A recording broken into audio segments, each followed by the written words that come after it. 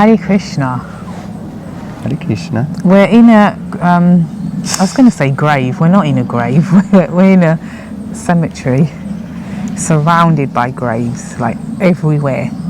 There are graves. You can see some over there, can't you?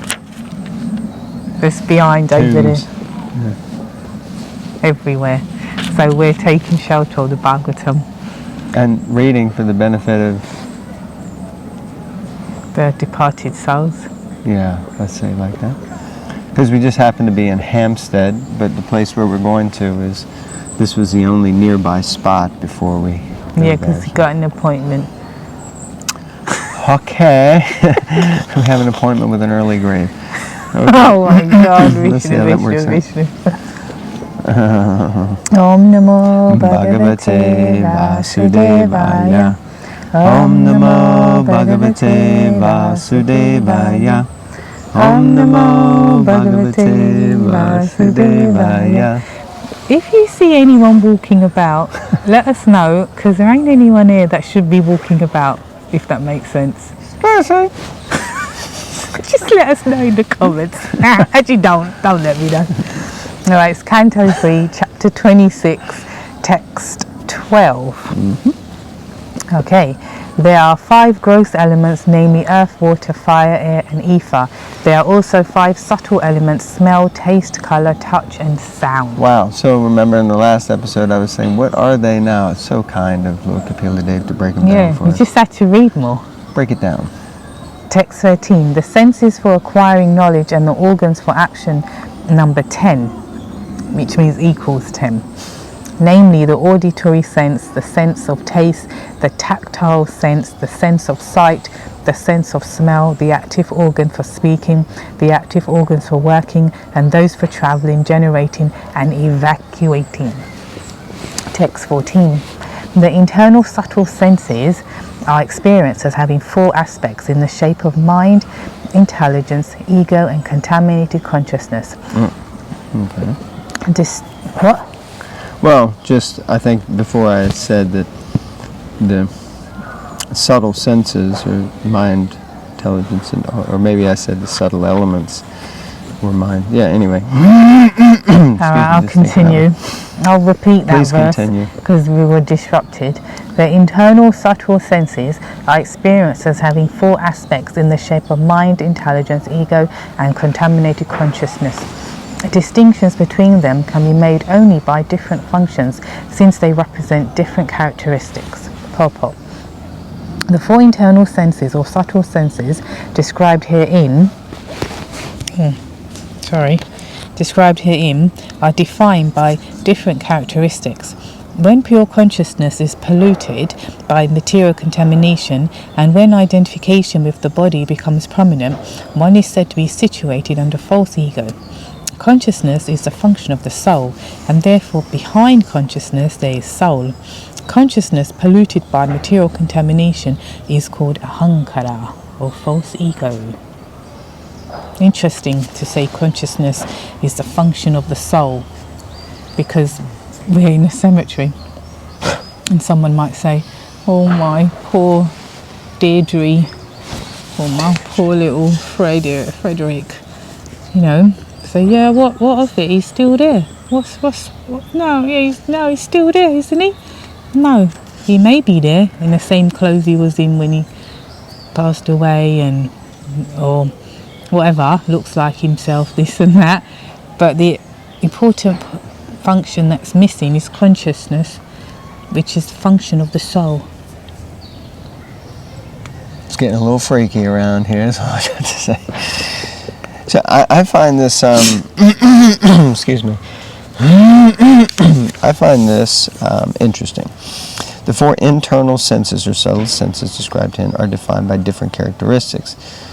And then it says that when pure consciousness is polluted by material contamination and when identified with the body becomes prominent, one is said to be situated under false ego.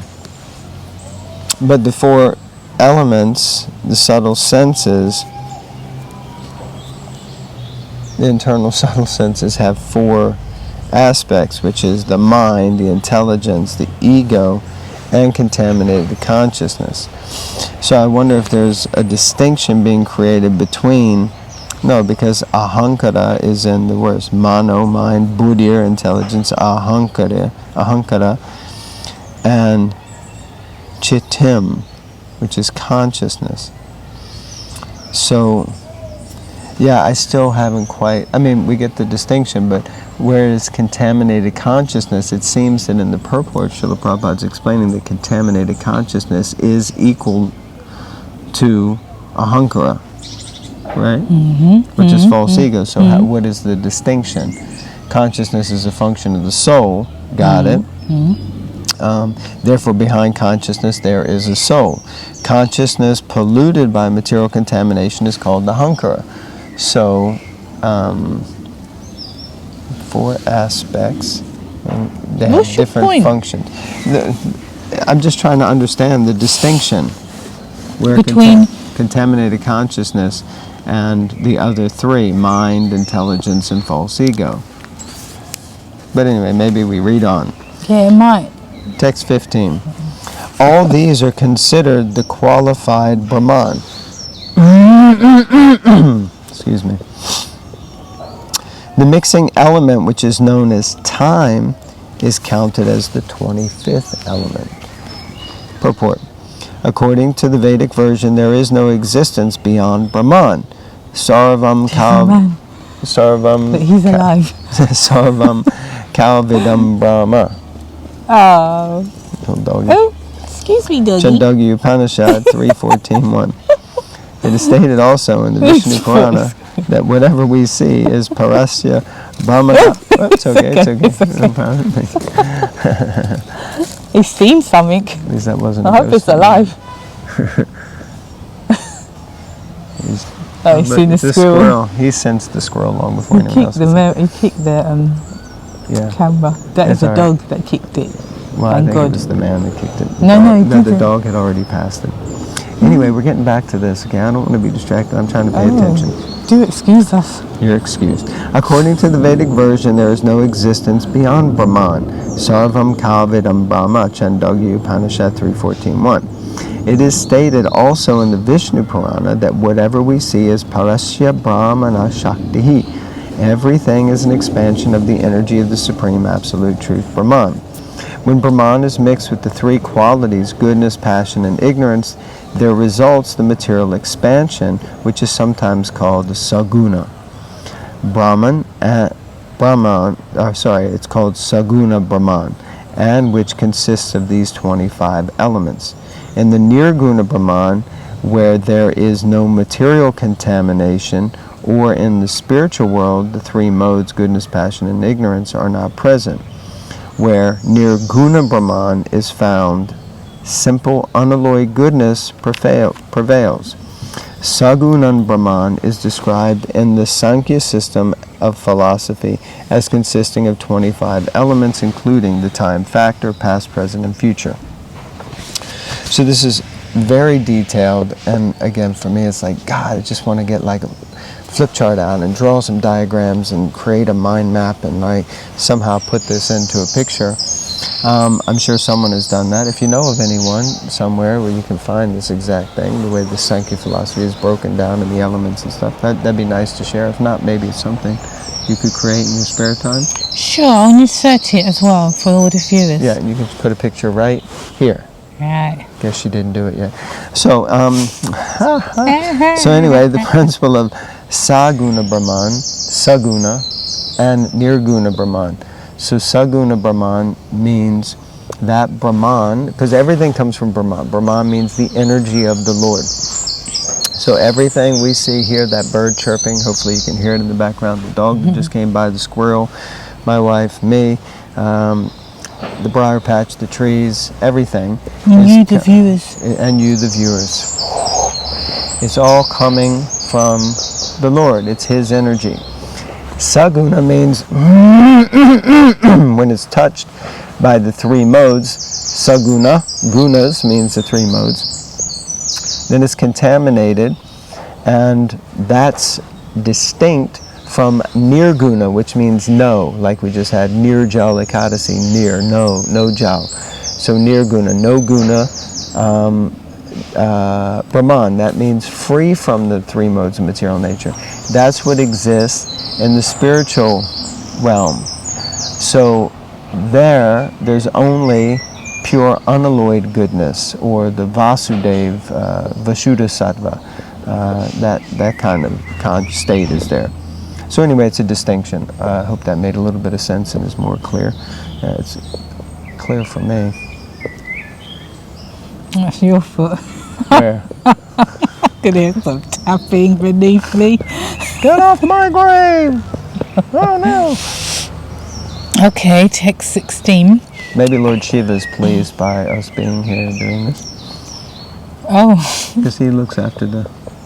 well, Anyway, Hare Krishna, Hare Hare Krishna, Krishna, Krishna, Hare Hare Hare, Krishna. Rama Hare Rama, Rama Hare Hare. yes, indeed. Next, 16, please. I was, but you interrupted.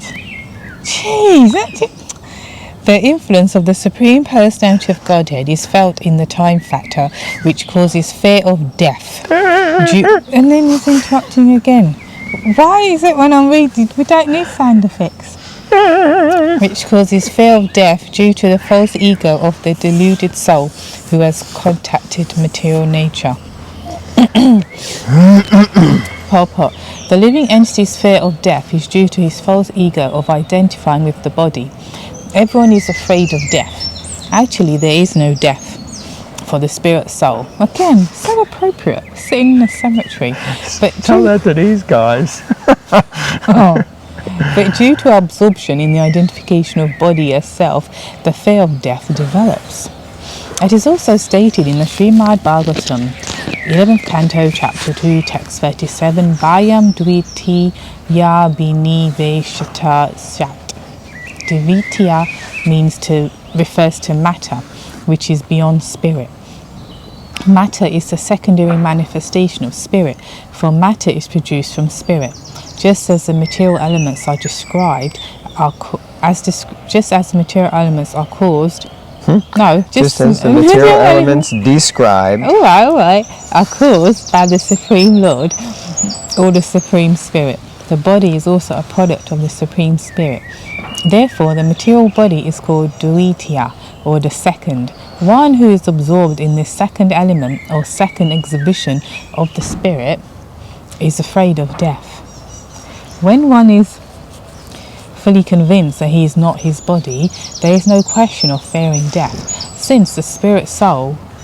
Jeez Louise, there's people walking about everywhere. There's a man in the bushes over there. No, where? There. It's a good job I'm alert. You know what I mean? I'm paying attention because I don't have any fear of death. Right. Hare Krishna. Krishna wants to kill me, no one can save me. There we And go. if Krishna wants to save me, nobody can kill me. Okay, thank you for that dramatic interlude. I'll continue. When one is fully convinced that he is not his body, there is no question of fearing death, since the spirit soul does not die.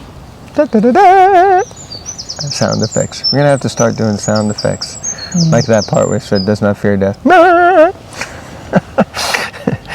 There's a lot of squirrels in have this cemetery, and they're really big squirrels. I've never seen squirrels this big. What's she talking about? So, any statements on this? Yeah, I said, just think it's ironic that where we're sitting, because you're really confronted with death. I mean, there's so many gravestones, they're like overcrowded, you know, and you can, I mean, they're actually really old. One's for Harrison. John Harrison. Oh, John, I was going to say. Pickett is my cousin. And that was from the 18th century. 18th century, yes.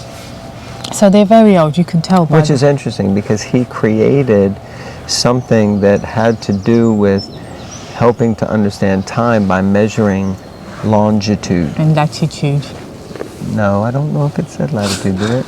Okay, she added it. If you know who John Harrison is, who was, as the tomb said, formerly of Red Lion Square, which is where Conway Hall is. Yeah. Prabhupada spoke about. So everything can be connected to Krishna. Yeah. And then he did something to do with, specifically with navigation. I'm pretty sure it was just longitude, but it could have been latitude as well. And also I think had to do with the time factor, which is the cause of fear, not in and of itself, but the time factor mixed with this principle of dvitiya, which refers to a secondary manifestation of spirit. So matter is a secondary manifestation of spirit. The soul is a primary manifestation of spirit.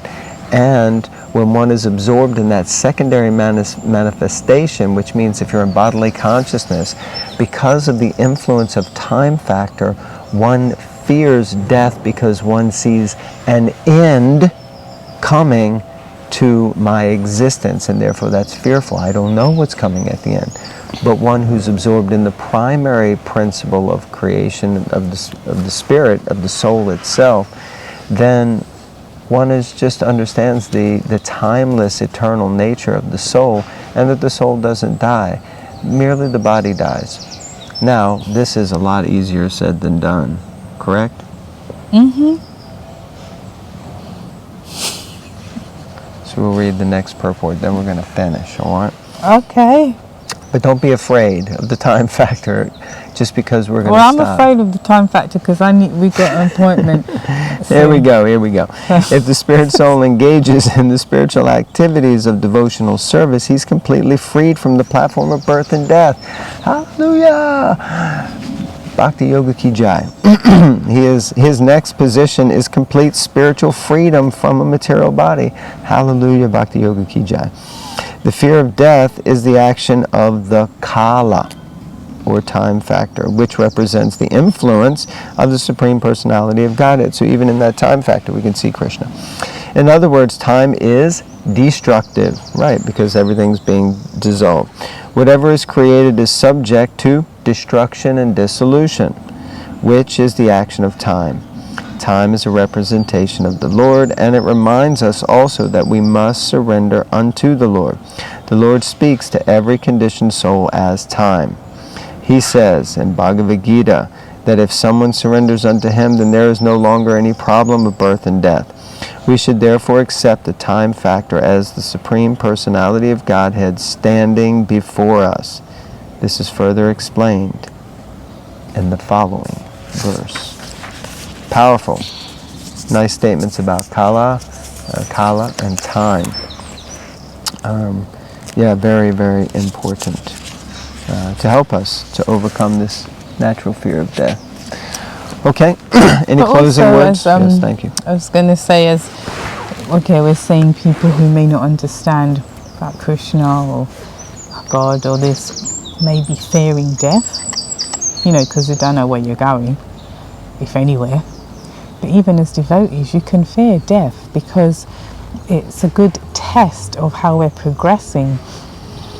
You can be on a certain surface level of Krishna consciousness and it's all nice, and as time goes on, as you get older, or maybe you get some ailment, maybe we have some distress or challenge, then we realize, gosh, what sort of devotee am I? Because I'm actually fearful, not fearless. I'm fearful of the ultimate goal, or sorry, the goal, but where we're all going, which is to die, but along the way. So it can challenge the depth of our Krishna consciousness to that extent. Very good. Exactly. Litmus test. Here, share in the comments. What do you fear? What do you fear? Are you afraid of death? I know some people that are afraid of bugs, people that are afraid of small spaces, people that are afraid of heights, people that are afraid of other people. People that are just afraid of everything, it seems. People that have reason to be afraid as well, really, quite frankly. The people that should be afraid. All right, we're going to finish here. It's been an exciting reading. I think it's time Actually, one quick thing. Sri Devi Gopi did comment, that she also hasn't seen things growing on trees and on the ground. She also, like that. I was saying about the pine nuts. Pine cones, not pine nuts. The pine nuts come from specific all right. type of so pine yeah, cone. anyway, not everyone was, because she was wondering, you must have brought up on the farm. I said he was, so that's how he knows all this stuff. But I was brought up in Tesco, so. And on that note. Hare Krishna, everyone. Thank you very much. Grantaraj Srimad Bhagavatam ki jai. Nantakoti Vaishnava Vrinda ki jai. Srila Prabhupada ki jai.